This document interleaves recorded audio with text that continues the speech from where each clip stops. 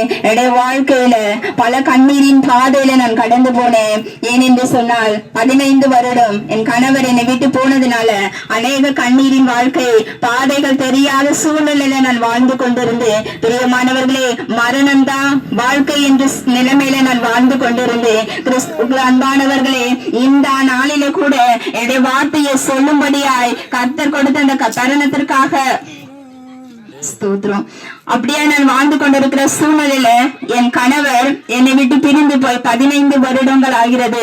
அப்ப சில நாட்களிலே என்னுடைய வாழ்க்கையில நான் கண்ணீரின் பாதையில 2 ஆண் பிள்ளைகள் இருக்கிறாங்க.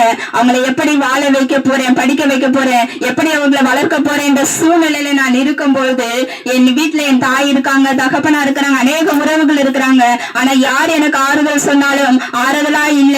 பிரியமானவர்களே, என்னுடைய வாழ்க்கையில நான் கண்ட நாட்கள் மறித்து போய்விட்டால் நல்லா இருக்கும் என்று சொல்லி நினைத்து 3 நாட்களா என்னுடைய அறையில வீடை சாத்தி கொண்டு யாரையும் பார்க்க விரும்பாதபடி கண்ணீரிலே நான் இருந்தேன். பிரியமானவர்களே, அப்படிப்பட்ட சூழ்நிலையில இருக்கும் போதுதான் என் அன்பான இயேசு என்னை தேடி வந்தாருங்க.